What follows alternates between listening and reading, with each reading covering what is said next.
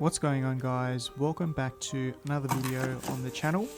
In this episode we're going to be fixing the VVT alignment for the VR38 and looking at how the Magnus kit works to solve this problem.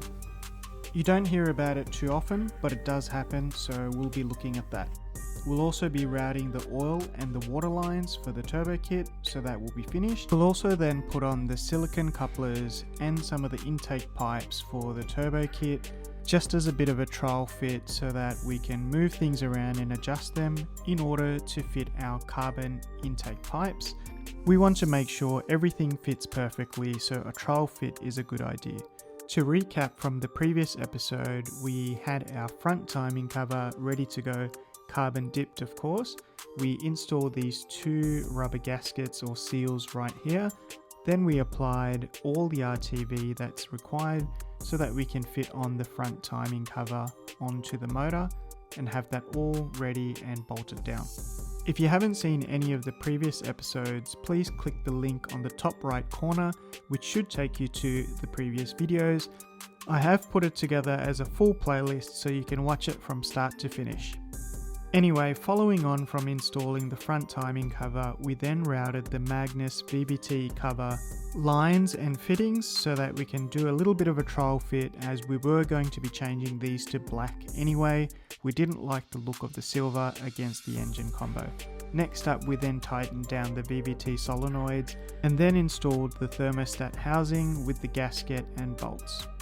Following this, we then started to install the black fittings for the Magnus VVT covers before moving on to installing the front diff, which is one hefty unit. Obviously being all in billet helps a little bit, but it is still quite heavy, so get some help if you need it. Once it was mounted to the block, it was time to bolt it down. There's a number of bolts that get this secured into place, and obviously the input shaft as well is there. Once that was done, we then put on the engine brackets and torqued everything down before it was time to move on to installing the turbo kit. For this particular build, we're using the AMS Omega 11 kit, which is Garrett G30 660s and should be able to handle more than 1100 wheel horsepower, which makes it a perfect all-round turbo kit for someone who's looking to do street driving, a little bit of drag racing, roll racing and circuit days. It should be really responsive, so it's a perfect kit for someone looking for an all-round package. Anyway, what we had to do prior to bolting this down was we needed to give some clearance for the driver's side, as the turbo was too close to the block for our liking, so we removed approximately 1mm from there. Anyway, let's move on to the next step, so let's get right into it. So here you can see that we've actually swapped over the lines to black lines and fittings, as I mentioned previously. It looks so much better with the engine combo, so it just made sense to be able to do that. Next, we swapped over the fittings from the old rocker covers or valve covers and put them onto the new billet ones, and just making sure that we are not losing anything in the process, as there's a lot of little nuts and bolts that go in places. So from here, there was a few issues, as we found that we couldn't fit this water line without actually having to remove the turbo first. So we removed the turbo, fit the water line and then placed the turbo on, as it was too difficult to maneuver that particular line with the turbo kit already in place. The other side was much easier, so there was no issues on that side. What we also found was that some of the nuts for this particular manifold needed to be shaved down slightly to fit.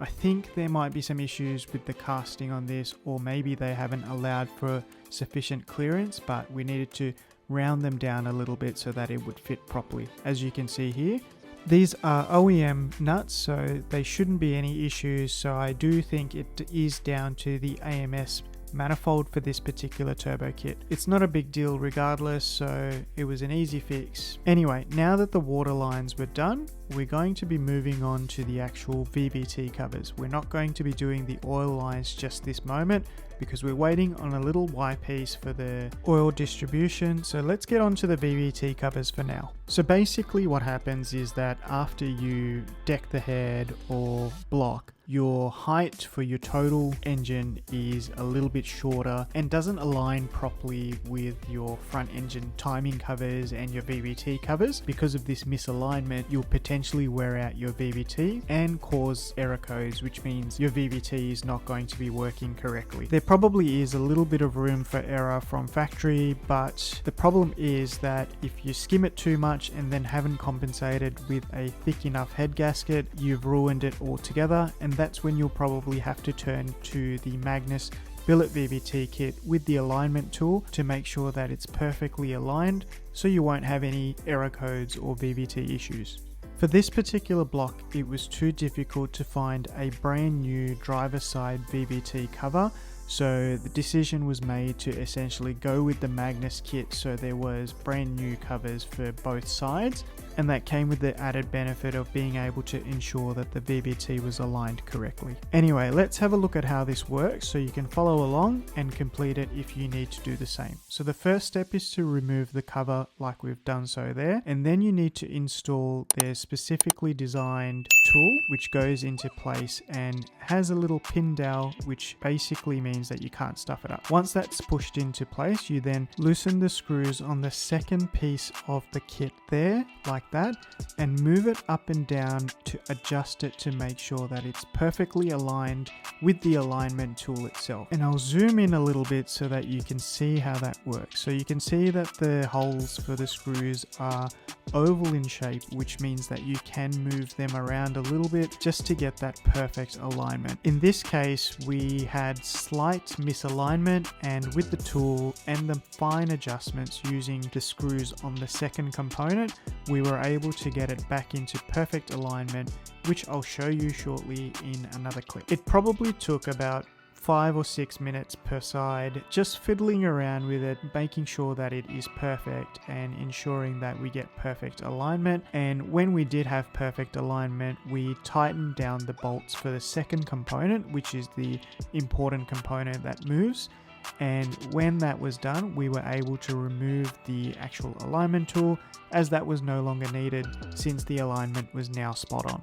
Now you're probably wondering why we needed alignment for a brand new block, brand new head, brand new everything for this particular build. And it's because some people pointed out that we're using a thicker head gasket without actually skimming the block or anything like that. And after a bit of research, found out that obviously this will cause the VVT alignment issues for this particular build. So it essentially had to be remedied anyway, and the Magnus kit just made it easy to be able to do so.